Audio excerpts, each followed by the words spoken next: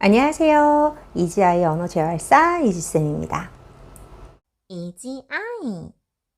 일정 무발화 관련 영상들에서 우리 아이가 말을 잘 하지 못하는 여러 가지 이유에 대해서도 알아보고 발성 시작 전 어른의 지시를 잘 따르게 하기 위한 3가지 활동들도 알아보았었어요. 그리고 아이가 현재 낼 수 있는 소리 목록을 통해 기본적인 발성을 모방시키는 방법도 알아보았었고, 또 아이의 언어 개념 형성을 돕는 활동도 소개해 드렸었습니다. 오늘은 드디어 아이가 스스로 언어를 내뿜게 하는 방법에 대해서 알려드리고자 하는데요. 앞전 영상들을 보지 않으신 분들이라면 꼭 영상들을 참고해 봐 주시고요. 만약 모두 보신 분들이라면 무발화 아동에 대한 열정과 노력이 정말 대단하신 분이십니다. 최고! 그럼 오늘 영상도 집중해서 같이 진도 나가 볼게요. 자, 여러분, 우리 아이가 지금 현재 약간의 소리를 낼 수 있나요? 그리고 어른의 소리를 따라하는 모방 작업을 익혀서 한 글자 혹은 몇 가지 정도의 소리를 따라낼 수 있게 되었나요? 그렇다면 오늘 영상의 스텝을 밟을 시간입니다. 자, 오늘의 팁을 알려드리기 전에 또 이제 언어 발달과 관련된 중요한 개념 하나를 짚고 넘어가려고 합니다. 우리가 아이에게 말을 가르칠 때 단순한 경험론적인 방법만을 써서는 안 됩니다. 자, 여러분, 내가 어떤 음식을 먹어봤더니 맛있더라 라는 뜻이 그 음식을 모든 사람이 다 먹어도 맛있다고 할 것이다 라는 것과 같은 뜻은 아니죠. 동일한 선상으로 그냥 경험론적으로 생각했을 때 어떤 아이를 이렇게 가르쳤더니 말이 트이더라 라는 단순한 방식은 우리 아이에게는 해당되지 않을 수도 있어요.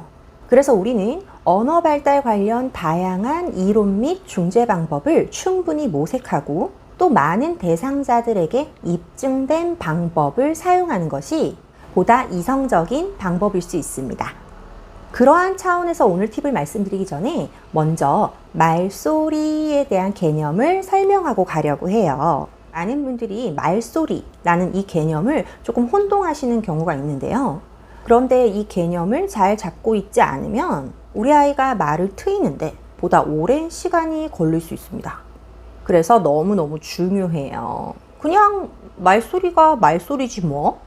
라고 생각하셨던 분들은 잠깐만 이야기에 집중해 주세요.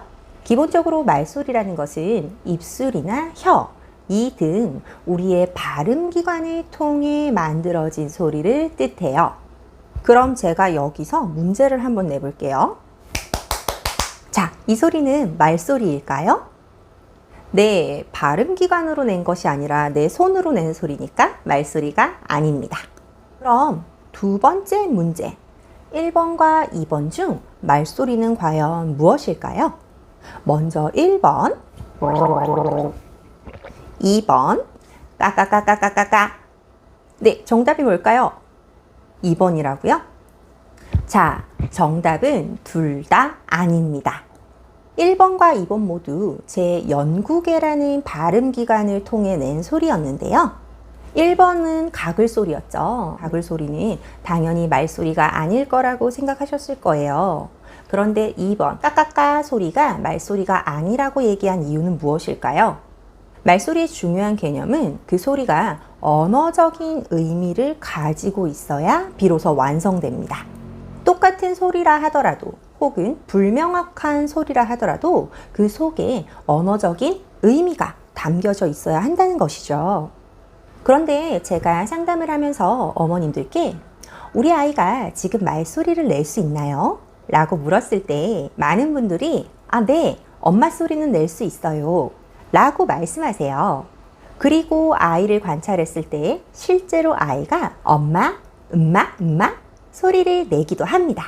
그런데 그 음마 소리를 엄마를 보면서 엄마를 가리키면서 하는 아이도 있지만 그렇지 않고 엄마, 음마 이렇게 의미 없이 소리를 내는 아이들도 있어요.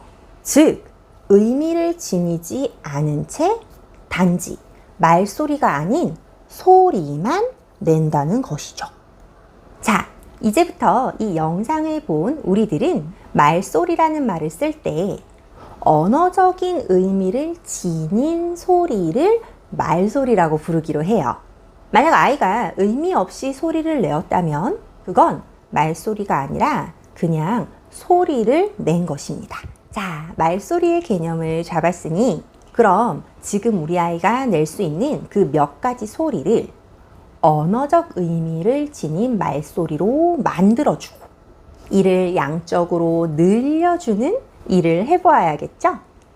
그래서 제시하는 오늘의 이지쌤의 팁은 바로 일관된 만능어 한 가지 만들기입니다. 자, 우리 아이가 약간의 소리를 낼 수 있나요? 그럼 지금부터 그 소리를 일관된 언어적 의미를 지닌 말소리로 만들어 볼 거예요.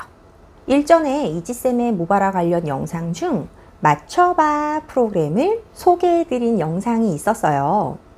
맞춰봐 활동을 알려드리면서 언어는 한 사물과 그 사물을 지칭하는 소리와 짝이 지어져 있다 라는 걸 말씀드렸었죠. 즉 1대1 대응이 된다고 말씀드렸었어요. 이 1대1 대응을 위한 맞춰봐 활동을 통해서 아이는 매칭에 대한 개념을 확립시킬 수가 있죠. 만약 현재 우리 아이가 이 매칭 개념이 확립되어 있지 않다면 일전 영상이었던 맞춰봐 프로그램을 한 번 더 참고하셔서 우리 아이에게 매칭 개념을 먼저 형성시켜 주세요. 그 후 이 만능 소리 만들기 프로그램을 시작합니다. 만능 소리 만들기 활동의 방법은 이렇습니다. 아이가 하루를 보낼 때 집이나 어린이집 또는 언어치료실에서 무언가를 필요로 하거나 원하는 것이 반드시 있을 거예요. 아이가 자기가 원하는 것을 원할 때 우리는 아이의 수준에 맞춘 만능 소리 하나를 결정하고 이를 아이가 자발적으로 소리 내었을 때 원하거나 필요한 것을 주는 것입니다. 일반적인 아이들은 방금 제가 설명한 것을 언어로 표현할 때 주세요 라는 표현을 주로 쓰죠. 주세요 라는 소리는 지금 내가 원하거나 필요한 것을 달라는 의미와 연결, 짝지어져 있어요. 만약 미국이라는 나라에 가서 내가 주세요 라고 소리를 낸다면 그건 전혀 의미 없는 소리로 받아들여질 수 있습니다. 하지만 우리나라에서 주세요 라는 소리는 원하는 걸 달라는 의미를 가진 말소리입니다. 우리나라 사람들끼리 약속된 소리인 것이죠. 그런데 우리 아이의 경우에는 아직 이 주세요 라는 소리를 할 수 없잖아요. 아직 이 소리를 낼 수 없는 상태인데 우리나라의 약속이라고 해서 무조건 그 약속에 맞춰서 아이에게 자꾸 주세요를 하라고 하면 아이는 답답합니다. 그 소리를 아직 못 내니까요. 그래서 어떤 어른들은 이 소리를 한 글자씩 쉽게 떨어뜨려서 주, 세, 요 이렇게 한 글자씩 가르치려 하기도 하시죠. 그렇게 해서 아이가 습득할 수 있다면 좋겠지만 만약에 그런 방법도 통용되지 않는다면 그 방법을 사용하기보다는 우리나라의 규칙이라는 것을 잠시 동안만 아이 수준에 맞춰서 우리끼리의 규칙으로 바꿔주세요. 즉, 만약에 아이가 까 소리를 낼 수 있나요? 그럼 잠시 동안만 주세요 라는 소리 대신에 까 라는 소리를 원하는 것을 준다 라는 의미와 매칭시키는 겁니다. 아이가 으빠 라는 소리를 낼 수 있나요? 그 소리를 주세요 라는 소리 대신으로 지정해 주세요. 그래서 아이와 나, 우리끼리의 임의의 약속을 만드는 거예요. 그래서 아이가 일관되게 그 약속 소리, 아이마다 다를 수 있겠죠? 앞서 예를 든 것처럼 까일 수도 있고 으빠일 수도 있어요. 이 소리를 우리는 이제부터 만능 소리라고 부를 거예요. 이 만능 소리를 아이가 내면 그 순간에 아이가 원하거나 필요한 것을 즉각적으로 주시는 겁니다. 주세요 대신에 말이죠.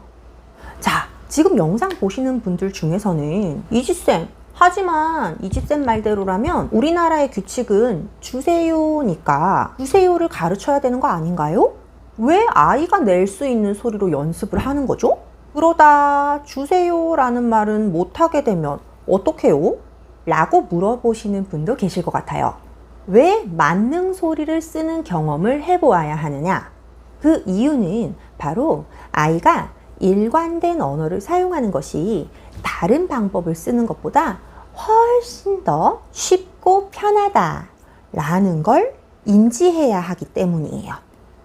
아주 먼 옛날부터 인류가 발전해 오면서 결국 인간이 약속된 이 언어를 의사소통의 최우선 방법으로 사용하게 된 이유는 이 언어가 가장 편한 방법이기 때문입니다. 옛날에 언어라는 것이 없었을 때는 몸짓이나 혹은 그림으로 소통을 했어요. 그게 얼마나 불편한 일인가요? 시간도 오래 걸리고 몸도 힘듭니다. 언어가 가장 편해요. 의미가 있는 그 일련의 공동체에서 약속된 소리만 내면 의사소통이 쉽게 가능해진 것이죠. 아직은 무발아인 우리 아이, 본인이 무언가를 원하거나 필요로 할 때 우리 아이는 어떻게 하나요? 주세요 라는 소리 딱 한 번만 내면 되는데 그 대신 본인의 몸으로 직접 가져오거나 힘들게 울거나 소리를 지릅니다. 혹은 자기보다 큰 엄마의 손을 잡아 끌며 낑낑 힘을 써요. 아직 언어의 사용이 얼마나 편리한 것인지 모르는 우리 아이는 자기가 지금까지 써온 이 불편한 방법으로 소통을 계속 하고 있다는 것이죠. 여기서 우리가 지금 현재 아이 수준에서 낼 수 있는 만능 소리를 하나 정하셔서 그 소리를 아이가 먼저 일관되게 내기만 하면 아이의 욕구를 충족시켜 주는 겁니다. 그리고 그것이 반복되면 아이는 자기가 우는 것보다 으빠 소리 한 번만 내는 게 훨씬 편리하다는 걸 어느 순간 깨닫게 됩니다. 굳이 엄마 손을 으짜 잡아 끄는 게 아니라 으빠 한 번만 하면 엄마가 과자를 뜯어주고 으빠 한 번 소리에 엄마가 안아줘요. 으빠 한 번이면 선생님이 위에 있는 장난감을 꺼내줍니다. 이렇게 수차례 동안 다양한 장소에서 우리 아이가 우리끼리 약속된 이 만능 소리로 일관된 의미, 즉 달라는 의미죠. 반복적으로 표현하고 그 표현을 통해 원하는 것을 얻는 경험을 반복하면 아이는 어느 순간 무언가를 원할 때마다 자발적으로 으빠를 사용하기 시작할 거예요. 우리끼리의 약속이라 으빠 혹은 까 같은 소리였지만 아이는 이 소리를 우리만의 말소리, 즉 언어적인 의미가 있는 소리로 사용하기 시작하게 된 것이죠. 이렇게 일관된 소리로 소통을 해서 성공적인 경험을 충분히 반복하게 되면 아이는 보다 여러 가지 소리들을 배워보고 싶은 동기가 생기게 되고 이를 통해 보다 많은 소리들을 아이에게 가르치는 원동력을 만들 수가 있어요. 이때 그 만능 소리라는 것을 결정하는, 선정하는 기준이 따로 있나요? 하는 궁금증이 생기실 수가 있겠죠? 아이가 만약 아직 많이 어리고 낼 수 있는 소리의 목록이 많지 않다면 아이가 평소 놀 때 자주 내었던 모음 위주의 소리나 한 글자 혹은 두 글자 정도의 소리로 만능 소리를 선정해 주시고요. 아이가 현재 낼 수 있는 소리 목록에 자음이 여러 개 있다면 그 중에서 이왕이면 우리나라의 약속인 주세요와 비슷한 소리로 선정할 수 있을 것이에요. 조나 주아 등 말이죠.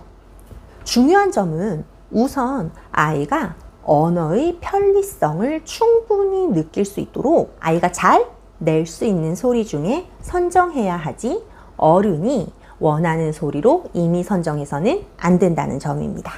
그리고 한 가지 더 중요한 점은 이 만능 소리를 아이가 먼저 자발적으로 써야 한다는 점입니다. 어른은 처음에는 아이가 무언가를 원할 때 아이에게 선정해 놓은 만능 소리를 들려주며 모방하게 한 뒤 원하는 것을 주세요. 그러다가 점차적으로 먼저 만능 소리를 들려주시지 않고 아이가 원하는 것을 들고 있거나 아이가 지금 이 순간 뭔가 필요한 상황을 만드셔서 잠시 기다리면서 이 만능 소리를 아이가 스스로 자발적으로 말하게 유도해 주세요. 이렇게 아이가 자발발화를 성공했을 때 무한한 칭찬을 하면서 원하는 거를 주시는 거죠. 이렇게 우선 하나의 만능 소리를 아이가 확립해서 다양한 장소에서 다양한 사람들에게 일관되게, 그리고 자기가 원하는 물건이나 음식물, 원하는 상황, 필요한 상황이 다양하잖아요. 그렇게 다양한 물건이나 다양한 상황에서 만능 소리로 자발적으로 요구할 수 있게 되면 이 만능 소리를 우리끼리의 규칙이 아닌 우리나라의 규칙으로 점점 옮겨가 줘야겠죠?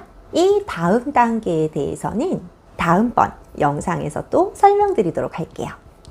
네, 오늘 영상이 도움이 되셨나요? 오늘 내용을 정리해보면 아이가 비일관적으로 혹은 자기 마음대로 소리를 내게 하는 것이 아니라 의미가 있는 일관된 언어 사용의 편리함을 스스로가 느끼고 깨달아서 우리만의 임시 규칙인 만능 소리를 자발적으로 쓰게 만드는 것이었어요. 앞선 영상들의 활동이 많이 이루어졌다면 꼭 오늘 영상의 활동도 우리 아이에게 시도해 보시기를 바랄게요. 꾸준하고 일관된 어른의 노력을 통해 우리 아이는 언어의 편리함과 소통의 즐거움을 느낄 수 있게 될 겁니다. 네, 오늘 영상은 여기까지입니다. 여러분들의 노력에 응원을 보내면서 저 이지쌤은 다음번 영상에서도 유익하고 도움되는 내용으로 찾아뵙도록 하겠습니다. 감사합니다.